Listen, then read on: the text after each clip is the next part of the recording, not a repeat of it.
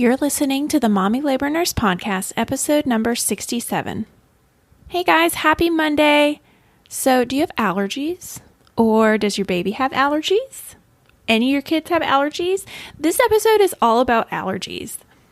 Specifically food allergies, and even more specifically, dairy allergies, because I know that that's a somewhat common issue that breastfeeding moms, can face with their baby, that their baby shows signs of a dairy allergy and they have to start cutting out dairy. So I wanted to do a whole episode focusing on that. But in having this discussion about dairy allergies with my guest today, the conversation naturally kind of flowed into talking about all sorts of things regarding allergies. So if you follow the Allergy Chef on Instagram, she's got a little over 50,000 followers on Instagram. She's got a pretty big page. You know how amazingly knowledgeable she is in all things allergy because she herself has many allergies, which she will get into in the episode. So today I had Kathlena on from the Allergy Chef, and Kathlena is an expert. A true expert. She has a lot of wisdom on all things allergies. And she talked to us about milk protein allergies. She talked to us about eggs and reading labels for dairy, hidden ingredients, tips on eating out if you have allergies. And yeah, we talked about a lot of cool stuff. Honestly, this episode was really fun to record. I remember sitting there with her and just my eyes being wide open, because she was just dropping all of this knowledge on me. So without further ado, let's get into this week's episode with Kathlena from the Allergy Chef.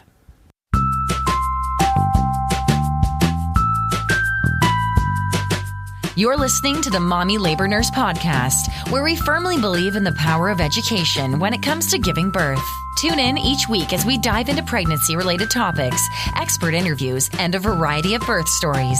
As a reminder, anything you hear on this podcast is not medical advice. Please see mommylabornurse.com/disclaimer for more details. And now, here's your host, educator, registered nurse, and fellow mom, Liesl Teen. Hi, Kathlena. Welcome to the Mommy Labor Nurse Podcast. Thank you so much for being here today. Thank you. It's a pleasure to be here. Yeah. Can you just start by telling our listeners a little bit about yourself and your background and where you're from, what you like to do, your family? Well, anything at all. Right. From California. A little bit about myself. So they call me the Allergy Chef because I personally have over 200 food allergies and intolerances. I can't drink most water. And I'm also contact and airborne allergic. So it's kind of an inside joke because I'm allergic to everything, but I cook everything for everyone else. So the Allergy Chef. We actually started a bakery here in the Bay Area that's gluten-free, vegan, top-8 allergy-free, no sesame. Lots of options for people with food allergies. And, we've done cookbooks, and essentially I've kind of become this allergy expert that can not only deal with allergies, but specialty diets. So I like to use the term restricted diet because I think it encompasses more people, and it catches the people who fall through the cracks. Some people, they think gluten-free, or they're celiac disease, so they don't think they have an allergy per se, yet everything I do can help that community. If you're soy-free vegan, or even if you're just paleo, we overlap with so much that I think it's just a term that's a little more inviting. Which is why we started our platform Raise. And the funny thing about that is it took us so long to start because I wanted to get the name right. I was like, we can't use the word allergy. That's not the thing. And so we picked the word Raise because it stands for restricted diet, allergy intolerance, special diet, such as paleo, vegan, CAPS, AIP, SCD. And then the E is for EOE. And I was like, that covers everybody. So. I love it. Well, that was a great intro. I love it. That's Yeah, no, I love it. So yeah, I don't have, I don't have 200 allergies, but I have a kind of a weird allergy that is not really an allergy anymore, but something I don't even think I've really even shared this with, people in my personal life know this about me, but I used to not be allergic to peanuts when I was younger. Like a child, I ate, peanut butter and Reese's peanut butter cups and everything. It's fine. And then I grew into a peanut allergy when I was 15. And then I grew back out of it at 22 or 23. It was the weirdest thing. It's like kind of a weird joke between me and my husband, because basically what happened was I met him when I was like 20, I think. And I said, okay, again, I can't eat peanuts. And he ran across this article about like how, some allergy, it might not be true. Something like in regards to like, some people think that they have peanut allergies, but they really don't, or they grow out of them, or I don't even remember what it was. But anyways, he was like, Liesl, you should just like maybe get that checked again, because you haven't had peanut butter in so long, and peanut butter is so delicious. Like, what, wouldn't it be cool if you could like actually eat peanut butter again? I was like, you're crazy. That's stupid. I'm allergic to peanuts. Like, I haven't had them in 5 years. I had an anaphylactic, reaction when I was 15. I know that I'm allergic to peanuts. I've been to see an allergist, blah, blah, blah, blah, blah. And he was like, how much you want to bet? And I was like, okay, well, fine. My copay to my allergist is $50. So I'll bet you my copay. Like, I'll go get tested. And if I'm allergic to peanuts, then you owe me my copay back. If not, then I'll pay for my copay. It turns out his dumb butt was right. And I got tested and I was not allergic. My allergist was like, I mean, we can try. You can eat peanuts here and sit here for 4 hours and see if you have any reaction. And I did. And he was like, yeah, that sometimes that happens. You grow. Allergies are weird. Obviously, you probably know that because you're the allergy expert, but allergies are weird. And he said some people just grow in and out of them. So that's my peanut allergy story. Cool, because what a lot of people don't know is that every 7 years, essentially, the body can go through major changes. And and I was going to say it's like almost exactly 7 years. Yeah. But when you told me the ages, I was like, she's probably one of those people that had that major body shift. That's the thing about food allergies. I think a lot of people don't realize that science does not know enough. We know the basics, and I think that's really all we know. And there's so many reasons why, because number one, it's not like heart disease where we know why you got the disease and how to get you out of it. There's so many different reasons a person can literally pick up an allergy. You can grow into it. You can be born with it. You can have leaky gut. You can have other autoimmune disorders. You can actually have things like mast cell or EOE or FPIES where it looks like you don't have an allergy, but you do have an allergy and they can't really test for it. Like, there's so many different reasons a person would have a food allergy or a food intolerance that it's nearly impossible for us to really, we can't study it the way we do type 2 diabetes. Type 2 diabetes works the same way in just about everyone who has it. We know what happens with insulin and their cells and the receptors. Like, we know the mechanisms. Now, while we know most of the mechanisms behind allergy, we, unlike with diabetes, can't say, well, no two people are the same. With diabetes, it's diabetes, right? Like, you have a blood sugar issue, it's diabetes. We know how to treat it. Because no two people are the same, with a food allergy, you could feed old you a peanut and you'd have anaphylaxis, and you might be able to feed your neighbor a peanut and they might just get a headache. Is it still an allergy? For them, it actually could be a true allergy with a different response, just not anaphylaxis. And so it's this huge thing, and people just don't get it sometimes. And I'm like, I wish more people would get that. Like, it's not cut and dry. And then that's why you hear people saying things like, oh, well, a little bit won't hurt, because they may have heard a story from their uncles, cousins, aunts, grandma, Right. So, yeah. Right. So interesting. So crazy.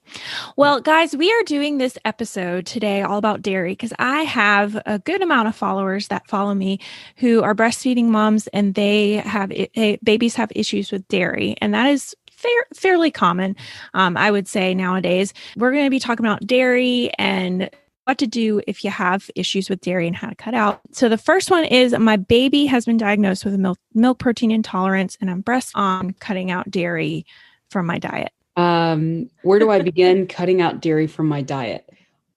Well, there's a few things to keep in mind. First and foremost, that I want to say before we continue.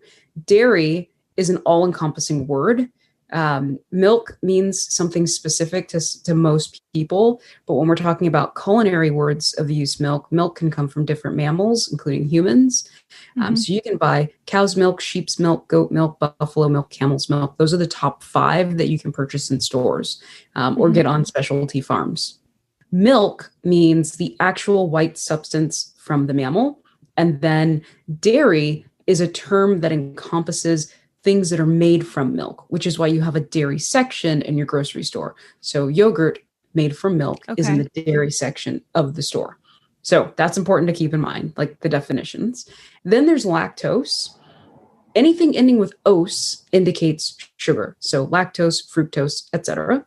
And lactose is the natural sugar found in milk. And it's found in all types of milk. In fact, what's interesting is some people, they pick up a container of milk and they're freaked out because it says it's got 9 grams of sugar. And they're like, oh my goodness, they're adding sugar to milk. No, they're actually not.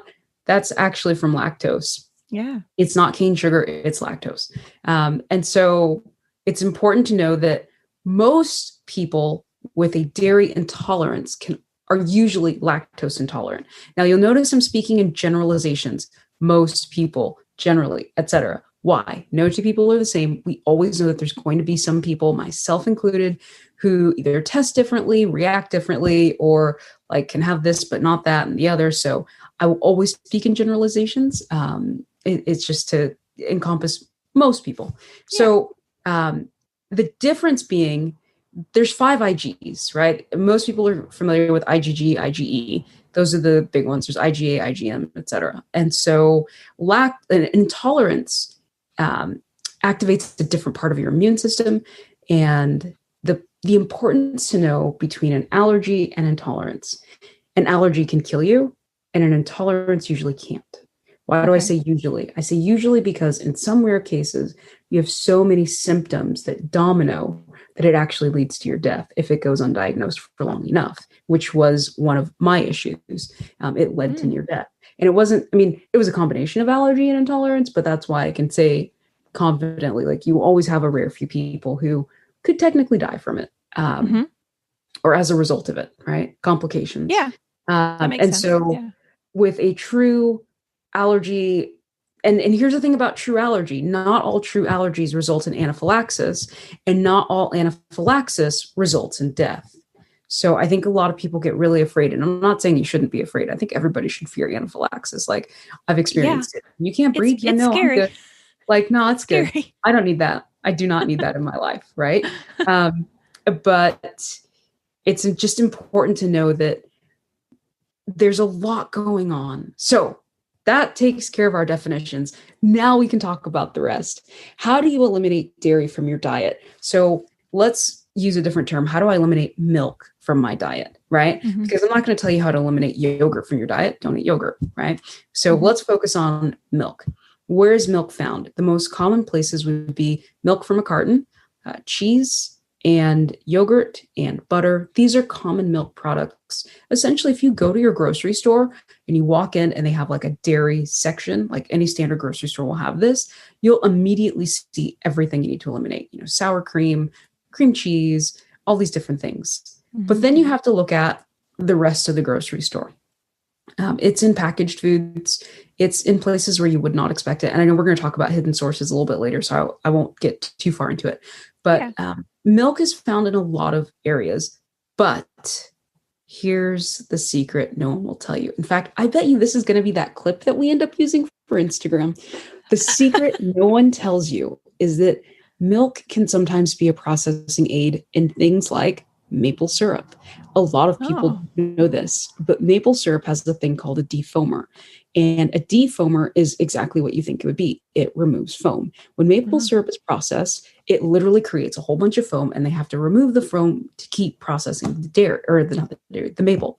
And so a lot of places will use safflower or sunflower, but some places use cream, as in milk, and it removes the foam. There is literally one company that I know of to date, and we go to trade shows everywhere, like we know. That's called the Maple Guild. They actually use their own cold sap as the defoamer. And I only know this because I have a severe corn allergy, and corn has over 250 different names.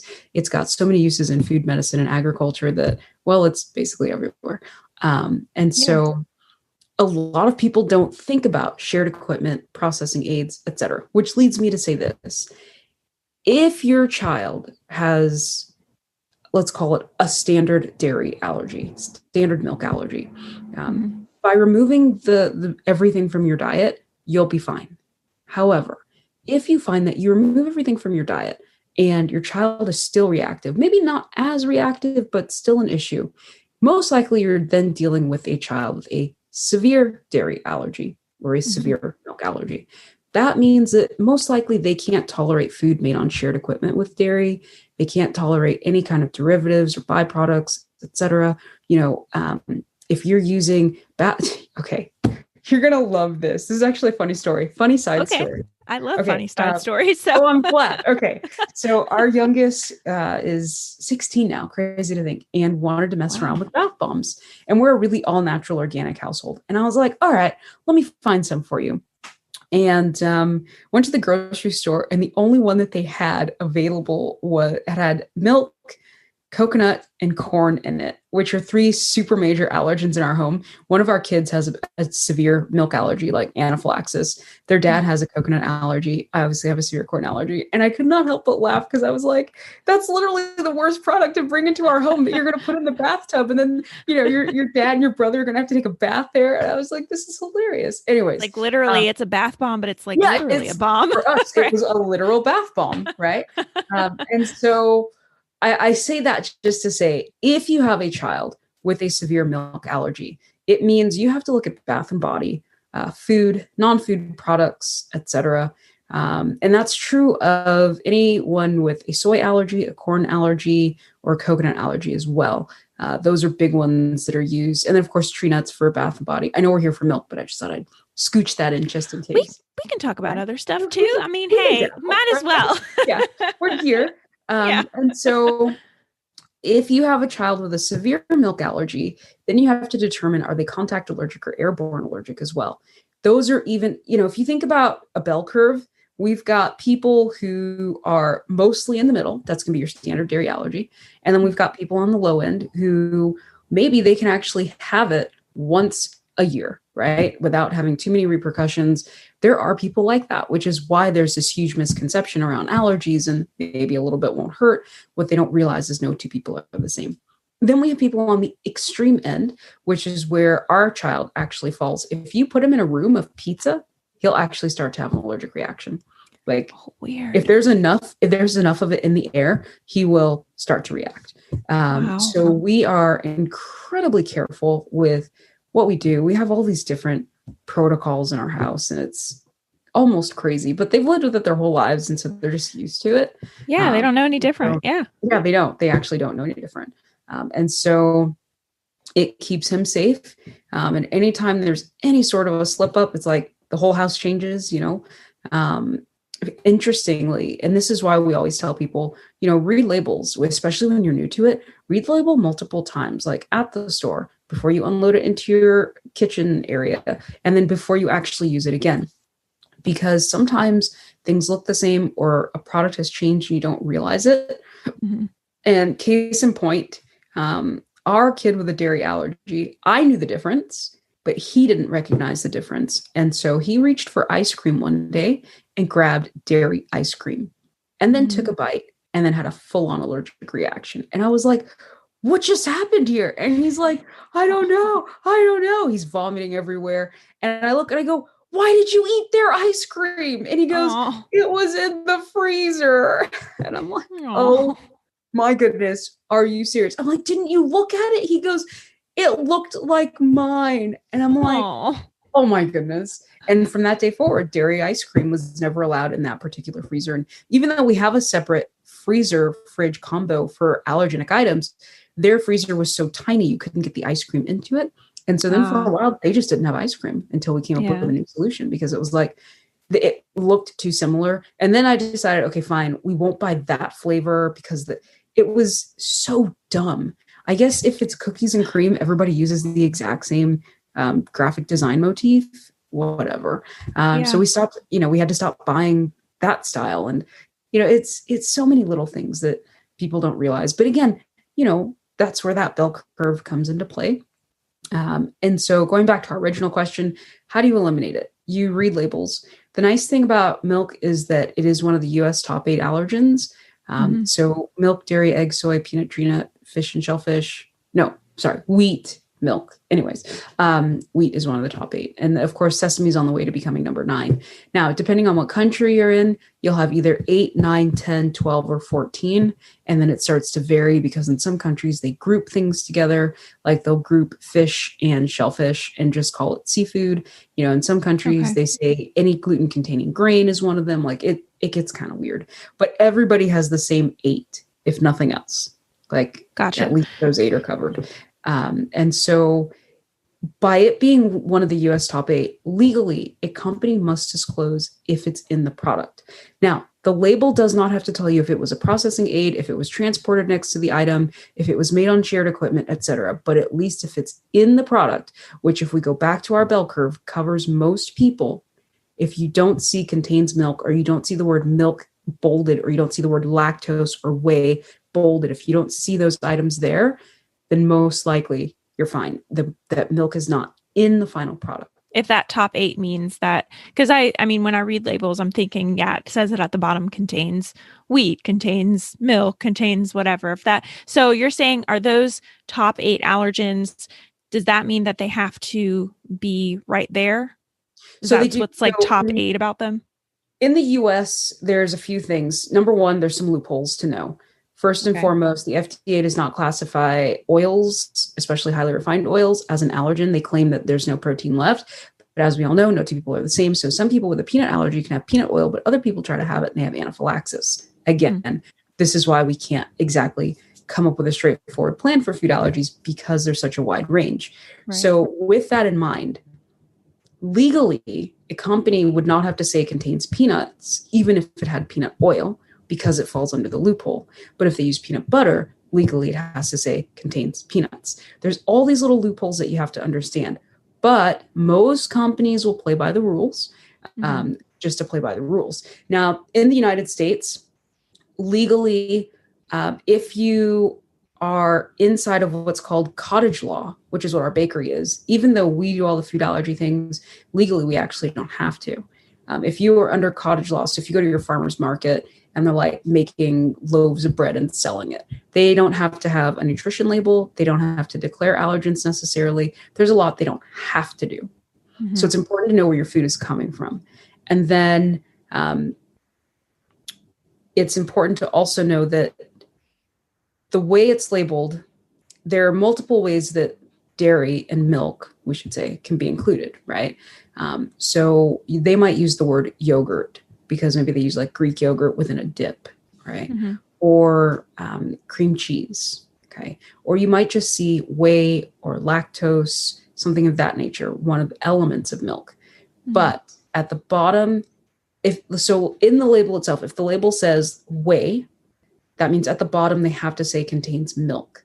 Part of the law is that you have to use the common word to help people see it. Because, for example, with egg, there's literally 16 different ways to use the word egg, like different proteins that you could use, ovo this, ovo, there's so many.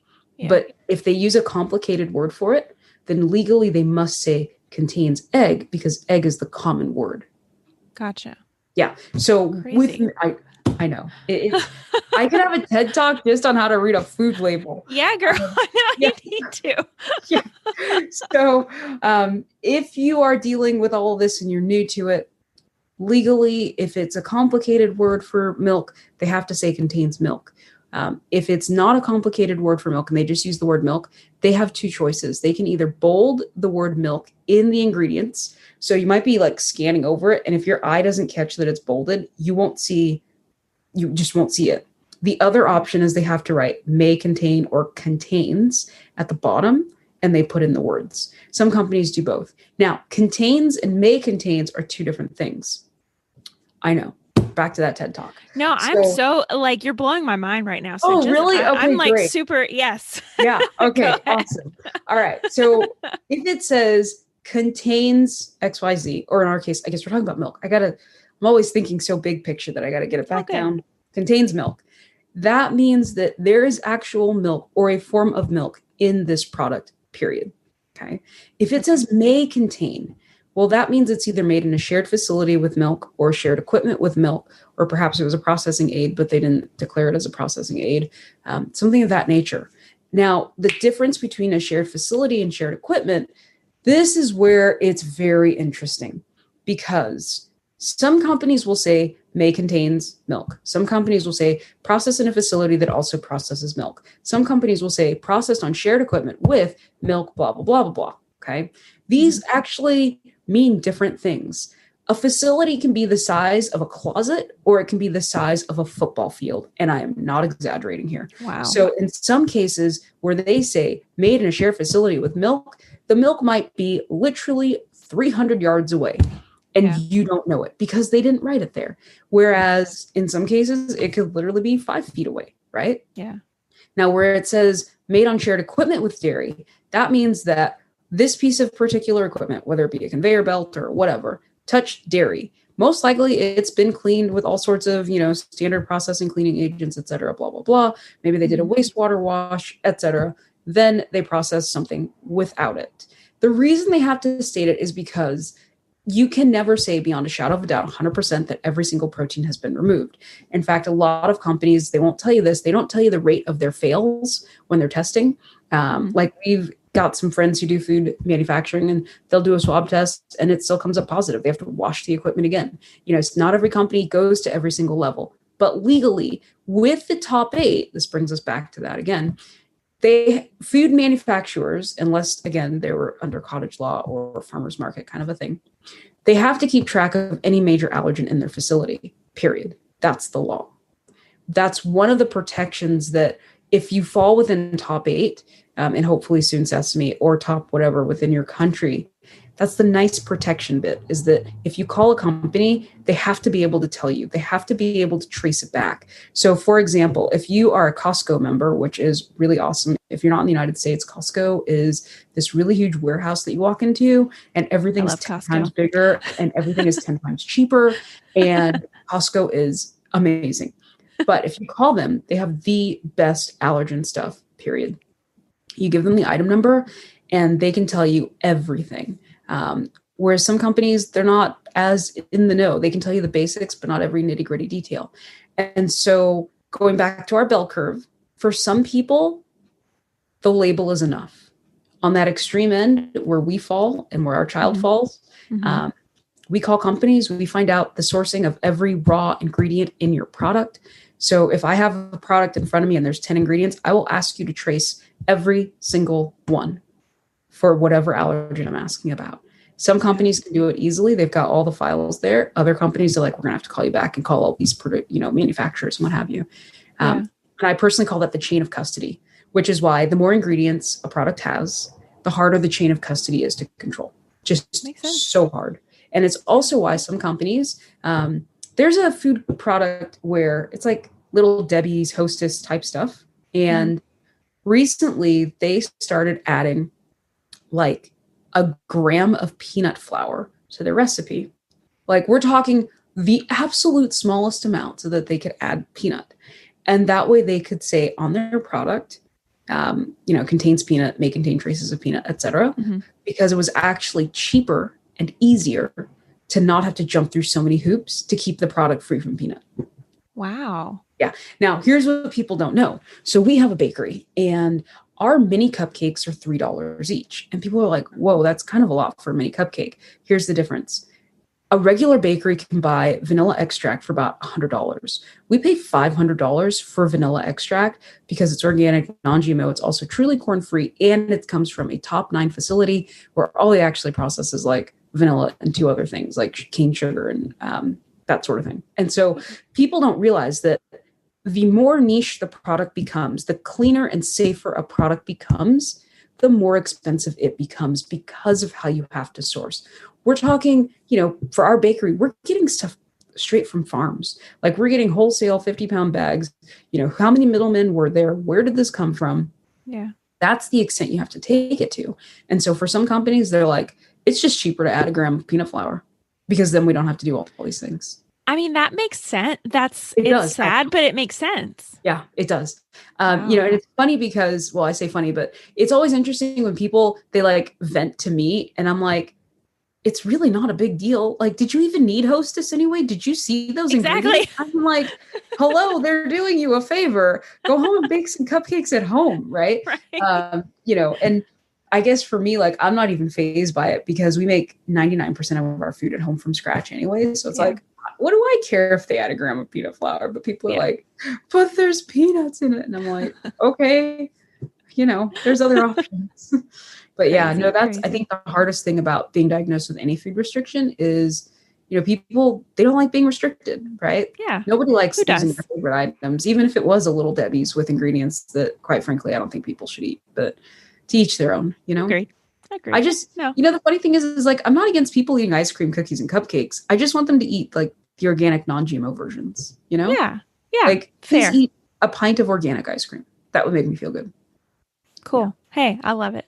Well, that's a great way to go into the next question. We're going to talk about breast milk. Yeah. leaving off with ice cream. But so we're talking, you know, most of these moms who are listening are breastfeeding moms and they have issues with milk. So one of the number one questions is like, just how long does the dairy take to leave my breast milk when I start cutting it out? Yeah. So it can take, for some people, a day, for some people, a week. And this is where no two people are the same. Unfortunately, the reaction of your child will be the indicator of how long it's taking to leave your supply specifically. Yeah. It's also why, you know, it might be difficult for you, let's say if your supply runs short, you know, to use like those donation banks and that sort of stuff. You know, you can't control what other people are eating. So it's very important that you take all the precautions necessary. They say that allergens being eliminated from the system is similar to like narcotics and things like that. So it's just, if you kind of think of it in that similar way, it's not like alcohol where it burns off necessarily and then it's just kind of gone. It just takes a while to actually leave your system. Yeah, no, that makes sense. That makes a lot of sense. And I'm sure it's probably, does it have something to do with how much you, like me personally, I eat cheese and yogurt, but I don't drink a lot of milk. So I wonder does it matter the amount of dairy, I guess, that you consume, you know, if you're trying to cut it out? Not necessarily. It's more like, how many days in a row did you consume it? Does that make sense? You know, if for whatever reason, let's say you're drinking 8 ounces of milk, like cow's milk a day, and then you did that for a month and finally your child is diagnosed because, I don't know, failure to thrive or something of that nature. So you're like, okay, I'm going to eliminate this 8 ounces of milk a day. So now perhaps the reaction has lessened, but they're still having a reaction. Then you realize, oh my goodness, I've had all these hidden sources of milk and now I have to start eliminating those. And day after day, you'll find that your child is getting better and better and better. It's because the more it leaves your system, the less your child reacts. Yeah. Makes sense. Well, let's do this next question. This next one is on meal planning, meal prep and planning and tips. Let's also talk about tips on reading labels because I feel like those kind of go hand in hand. So this next one is just do you have any meal prep planning tips for dairy-free moms? And then the next one is, you know, tips on kind of reading those labels that we've already kind of prefaced. Yeah. Okay. So for labels, again, you're going to do a few, like when you're brand new, you're going to do a couple of things. Number one, and we'll link to these articles about like hidden sources of dairy where you can actually read all these different things, but you're going to read a label carefully. In fact, you're going to do your best to go grocery shopping without your child for at least the first few shops, because you want your full attention on these labels. And it does get easier. Like I want to say that first and foremost, because once you hit a good stride, you know, you get those brands that are safe. I always tell people focus on allergy focused companies, the ones that are least likely to change overnight. You know, if you need extra support, our website, we actually have safe product guides where we do all the calls and everything and let you know what to purchase. And we're really strict. Good to know. If a company is made on shared equipment with something and they say they're free from that item, we actually don't count that. So if you say a lot of people don't know this, and here's another secret.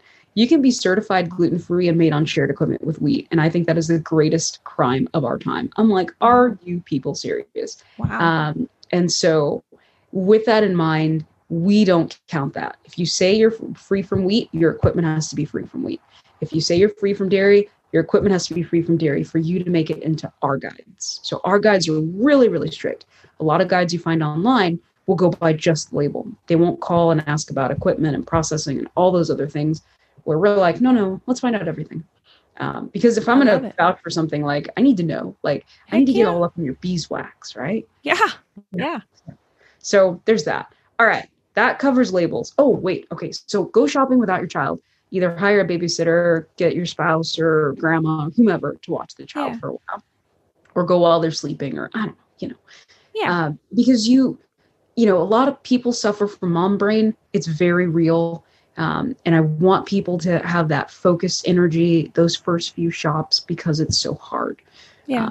So you want to look at, number one, what am I buying? Like, don't rush out to necessarily replace things like, oh, well, I need cream cheese for my bagel. How about just eat a bagel with jam? Now we've eliminated a whole thing that you don't even need to read and be all flustered about, right? Mm-hmm. Find ways to first and foremost just leave it behind. And we always tell people the same thing when they're diagnosed like with celiac disease. Do not run out and buy every gluten-free product on the market, because half of them are so full of ingredients that, quite frankly, no one should be eating. And that's the problem. And the same is true of anything that's going to be wheat-free, dairy-free, and egg-free, especially egg and wheat. It's some of the labels read like a science experiment, because it really is a science experiment. And so you might take one thing out and give yourself a whole new issue, which is beside the fact. Okay, let's get back to where we were. You should probably rein me in sometimes. Like, no, I love it. I just love it. I'm so interested. So okay, you're good. Right. You keep going. All right, I'll just keep going then. All right, so back to these first few shops that you're going on. Yeah. You're going to go to the store, and you're going to be well rested, and you're going to read these labels. You're going to read every single word. And if you have to, mumble it out loud to make sure your brain is really picking up on what you're reading. And you're looking for whey, lactose, milk. Those are the main three that a brand would use. You're looking for may contains milk or contains milk, made on shared equipment with milk, processed in a shared facility with milk. Now, the biggest thing I can tell you too, that I forgot to mention earlier, legally, a company does not have to disclose anything outside of what's in the product. And I sort of touched on it earlier, but I want to make that very clear. Legally, they only have to disclose what's in the product. So sometimes you see a product that says may contain, but then the next one doesn't say it. Don't think, oh, it must be completely free from because it doesn't say may contain. No, the company that wrote may contains did it voluntarily. Interesting. Yeah. So it's back to all these hoops. It's so funny talking to you about it, because I'm like, oh, I never realized I jumped through this many hoops. No, but I love it. Yeah. No. So when you're reading these labels, you're looking for it, and you're going to read it out loud to yourself in the store. And if you have to, take a sheet of paper with you that writes down everything to avoid, especially if you're dealing with a child with multiple food allergies. This is actually really important. If your child is only sesame free, right? Actually, sesame is a bad example. If your child is only papaya free, that's a really good example. Okay. If your child is only papaya free, there's only really one word for papaya, right? That's all you need to know. If you see it says papaya, even though it won't be in bold or whatever, but if you see papaya, especially in salad dressing, you're going to be like, oh, okay, we can't have that. So you put it down. But if your child has pretty much a lot of other allergies or even intolerances, you need to take a piece of paper with you and make sure that you have everything written down, every word that can mean the allergy, as well as everything derived from the allergen. For example, tahini. Do you know what tahini is derived from? Any guess? Nope. I don't eat tahini, so nope. Yep, it's derived from sesame, which most people don't know off the top of their head. Even people with a sesame allergy, they're like, oh, I just avoid sesame. Well, you got to avoid other stuff too, but that's one of them. And back to that loophole about highly refined oils. Not all oils are highly refined. So some oils are disclosed, and then others don't have to be. Again, more loopholes. It would be so much easier if they just disclosed everything. But yeah. Okay, so you're going to read everything at the store. If it looks safe, you're going to purchase it. You're going to go home. And as you're unloading your groceries, you're actually going to read the labels again. just to double check yourself. If you happen to see something that doesn't work, like, oh, I missed that, give it to the neighbors, whatever. Then you're going to put your groceries away. And right before using it, you're going to read the label again. You're going to do this 3-step process a lot when you're new, because you have to, right? There's just no way around it. And after a while, you're going to get into a great groove. You're going to find those safe brands, or you're going to, go to our website and you'll get this list of safe brands. And you're going to be like, oh, this is easy. These are the brands to stick with. I'm good. And then like for us, that's what it's like, right? I don't have to read most labels because we only stick to, the same 10 processed things, and everything else we make from scratch. We buy flour, individual flour, not blends, but individual flour. Like we buy all these different random things from scratch and we just go from there. So now meal planning. Let's talk meal planning. The nice thing is, for the most part, it's actually pretty easy. On our website, we've got this free meal plan, and I can include it in those links for you. But you guys can see the example. The nice thing, if you're milk allergy only, that's the only issue. Meal planning is just like standard meal planning, because for a lot of items containing milk, it's actually a 1-to-1 exchange. So if a recipe calls for butter, like 2 tablespoons, just use 2 tablespoons of dairy-free butter. Done. Like it's so simple. If the only times that doesn't work is if a recipe calls for skim milk, whole milk, buttermilk, and a couple of other random things. Or like full fat cream, that sort of stuff. And that's where you have to start adding something. So for buttermilk, it's milk plus acid. And some dairy-free milks perform better than others. Like oat milk plus acid does not behave like a traditional buttermilk. You still get the rise element, but you don't get like the curdled effect. Same with like tiger nut milk, which is not a nut. It's actually a tuber vegetable, poorly named. But there's all sorts of little tricks. And then if someone calls for like full fat cream, you're looking at dairy-free butter plus dairy-free milk. Depending on how much cream they want, will determine how much butter you put back into it. And so that's really, you're just always playing with the fat levels, really. But the amount of fat will depend on the type of dairy-free milk you go with. So going back to meal planning, if someone calls for, I should also mention, for people who can do coconut in a can versus coconut in a box are 2 different products, because one's full fat and the other's not. But full fat coconut milk is a great replacement when somebody's like calling for cream and, full fat milks and different things like that, just because of the fat content that's naturally in the can. And so you'll get into a groove, you'll know these things, but you also have to like the taste of coconut, because obviously it really is like coconut. I like coconut milk. I actually prefer that. I'm somewhat sensitive to milk, so I try to drink non-dairy milk when I can, but I actually do like the taste of coconut milk. But a lot of, you're right, a lot of people don't. This goes into the next one, just to kind of started to talk about milks in general, but this is a common one that people don't like a certain milk. Like I wrote down almond milk, but I hate drinking almond milk, or I hate drinking coconut milk. Is there something better? How many different even types of non-lactose milks are there? Should I even get you going? There are so many. It's so funny. Should I get you going? You said you were liking this, so just keep going. Like it's like those rides at the grocery store. You keep putting the quarters in, and you just keep going. Yeah. All right. So first and foremost, there are so many non-dairy milks. It's ridiculous at this point. Yeah. The majors are going to be oat. Well, actually, technically, oat is not a major. It's becoming one, though. So oat, soy, rice, tree nut, and then you can still technically peanut, legume, tiger nut. Those are going to be like your major ones, but then you keep breaking it down. So you've got like pecan, walnut, macadamia. Some people do sesame milk. Like you can get so many different ones. You can do hemp. It's crazy. And each one has a different flavor and different protein and fat content. That's also important to know. Now, these are all commercially produced things. Going back to our bell curve, for the people on the extreme end, most likely you won't be able to purchase this milk because most people don't know it, but it's all made on shared equipment with major allergens, including milk, which I think is the most ridiculous thing ever. I'm like, I called a brand that we were really friendly with, and I was like, hey, are you guys made on shared equipment with blah, blah? And they were like, oh yeah, we're made on shared equipment with milk. And I'm like, oh, okay. Yeah. Come on wow. up. Like, wow. And I was shocked because it's dairy-free milk, folks. Yeah. But for those of you who need to make milk at home, my favorite tool personally is called the Nutrimilk. And it's a bit pricey, but it's really awesome. And then the smaller unit that a lot of people have also heard of is called an almond cow. I've never used an almond cow. I have friends that have it that like it.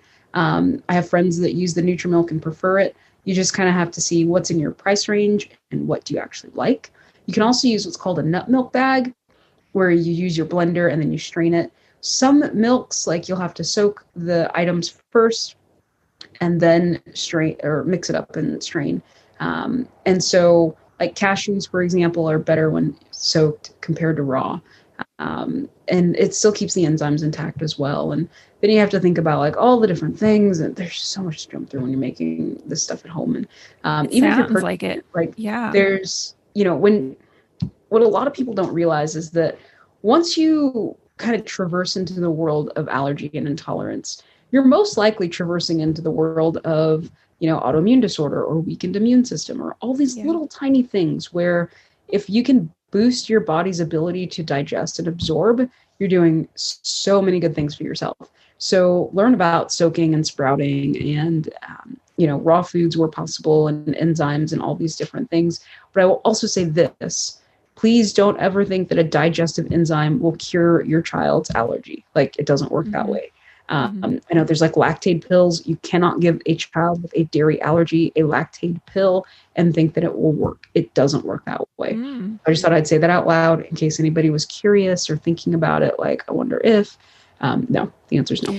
So you're saying with an allergy, what about it's for people just with intolerances? Is that what you're saying? Yeah. So some of these pills are for people with a straight intolerance, but not every type of intolerance will respond positively, which is what takes us back to no two people are the same. I'm also a huge fan of never experimenting on kids and nonverbal people. And the reason why is because they can't tell you about a delayed reaction. So what people don't realize is, going back to our bell curve, with most people with a food allergy, you're going to have that quick, obvious, immediate reaction. For those people, believe it or not, they actually have an easier time at life, in my opinion, than everybody else. Because once you hit that other side of the bell curve, let's say you have a true allergy, but it's either EOE or FPIES, or it's always delayed, right? In fact, some doctors like to say, well, if the response happens 8 hours later in the GI tract, it's not a true allergy, but that's not true. In rare cases, it is a legit, complete, full-blown true allergy and can cause death. Like, it's a big deal. Yeah. And so, again, no two people are the same. So understanding that there's all these mechanisms at play and, how you go about it, it's really important, because if your child, let's say, tests as allergic to 5 things, and then the doctors say, these numbers are low enough that we want to do an oral challenge. Okay, well, that's your choice, right? First and foremost, do you understand the risks of what an oral challenge is, etc.? But here's the problem. Let's say your child eats let's say it was you, right? Let's say you had that handful of peanuts in the doctor's office and you were fine. And after the 4 hours, they do the exercise test, they test you again, you're fine. Then you go home and the next day you wake up with a killer migraine and you feel like you have the flu. You might think, oh, I just have a migraine and I'm coming down with the flu. When the reality is that was a delayed reaction to those peanuts, right? A lot of people don't understand that. And so when you start experimenting on a 2-year-old, that 2-year-old cannot say to you, my ears hurt and it's a non-traditional reaction. My feet hurt, it's a non-traditional reaction. I can barely open and close my hands because of the intense inflammation, but it's a non-traditional reaction. They'll cry, they'll throw a fit, your kid will lose their mind, but they can't tell you why, which is why I'm a firm believer we should never be experimenting on children and nonverbal people. They just can't tell us what's wrong. They can't help with their own diagnosis. So in those cases, I always tell people, assume it's true. And if your child is still having an issue, keep a, very, very, very detailed food journal, take pictures of any kind of reactions, go through the process of elimination diets until your kid hits neutral, then very carefully determine what were the trigger foods and start carefully reintroducing. Is that the same as experimenting? Not exactly, because you're taking it one food at a time, once a week, and increasing amounts. It's really like you're being so methodical that the moment something goes wrong, you know it's wrong. you're like, okay, that was the trigger food. We got to get that out. Because for some kids, unfortunately, allergy testing can be inaccurate up to 40% of the time or more, right? Wow. So you can get false positives and false negatives, which is why so many doctors are like, let's just try it out. And I'm like, oh, there is some, there's different types of tests that are more accurate. But it's not a common type of testing. I think it's because of the price of it. And so it's just cheaper to do these massive tests. And so people are getting, there's always going to be a misdiagnosis, right? Yeah. Always. Yeah. But the misdiagnosis comes on both sides of the coin. You'll have people who show negative, but then you give them that food, they will full on react. And then you have the opposite. And then, of course, you go into primed and tolerance and all these different things, like the actual science behind how it works, which is why no two people are the same. And we just can't throw a blanket issue of take this much insulin at this problem, right? It's not diabetes. Yeah. It's not heart disease. It's not a broken arm where we know, put a cast on it and rest and you'll be fine. It's everybody's different. Yeah. Yeah. Very interesting. Well, we don't have too much more time. So I'm going to do a last one. Okay. All right. And I think this is probably, we've talked about kind of cooking tips. I feel like we've kind of covered that. But let's talk about eating out because with COVID, a lot of people aren't actually going out to eat as much anymore, but we're getting Grubhub or we're getting stuff delivered. Do you have any tips for people who are dairy free in terms of like getting food from somewhere else, or is your only tip like don't do it? So bell curve and following people's unique needs. If you're at the extreme end of the bell curve, do not do it at all. Period. Yeah. No ifs, ands, or buts. If your child has a contact or airborne allergy, do not do it. Period. Yeah, There's so much you cannot control. If you want to understand why I make these statements, watch a cooking show where they're inside of a kitchen and you can see how fast-paced a kitchen moves.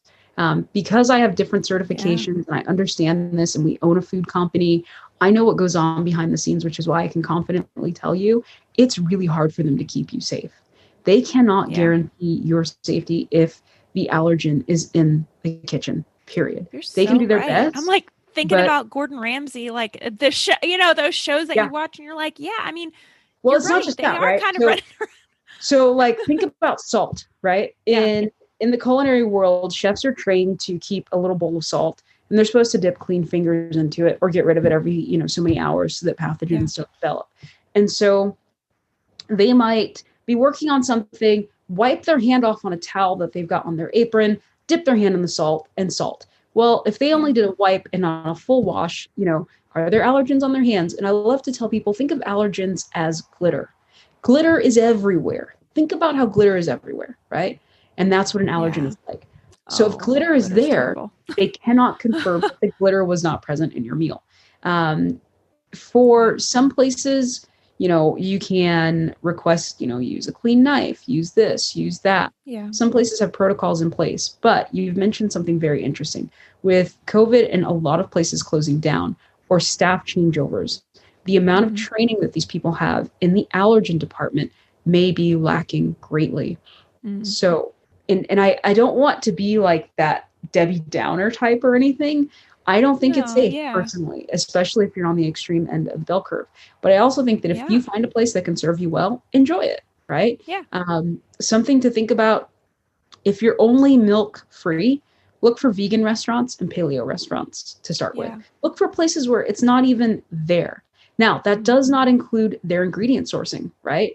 If you find that you're on the extreme end, but you're like, well, I'll go to a vegan place, unless that vegan place has properly sourced every raw material, which not every vegan place does, you're still at risk. Yeah. So keep that in mind as well. Yeah. Yeah. Well, Kathlena, thank you so much for coming on. This was you've blown my mind. I don't get my mind blown very often. Oh, that's great. but you've blown my mind. This was so great. And I feel like I've learned so much, and we talked mostly about dairy, but I feel like this was, we talked about a lot of stuff regarding allergies. So I think we're going to name this episode I don't know, you're the allergy.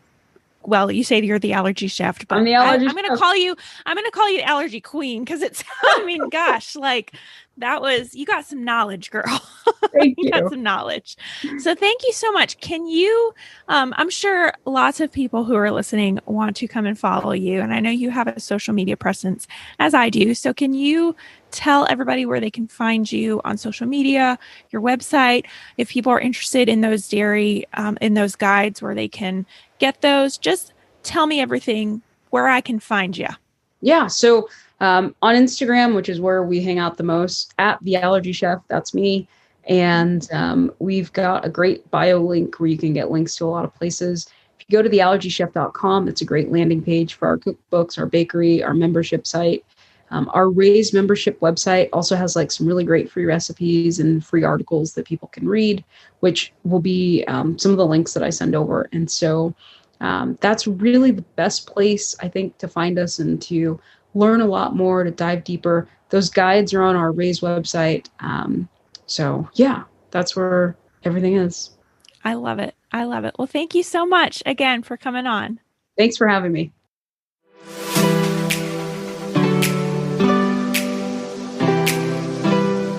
All right, so that is it for this episode of the Mommy Labor Nurse podcast. You probably follow me on Instagram because that's probably where you came from. But if you don't, head over to Instagram and follow me at mommy.labornurse for more. That is certainly where I am most active.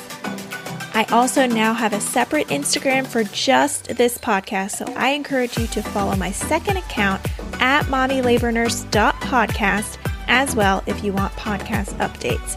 Again, that is at mommylabornurse.podcast. As always, you guys know that I also have a website where I have tons of articles all about pregnancy, birth, breastfeeding, newborn stuff, and more at www.mommylabornurse.com. I want to hear more from you on how much you love this episode of the podcast or how you think I can improve. So leave me a comment on one of my pictures, send me a DM, or send me an email with all the love. All right, guys, I will see you same time, same place next week.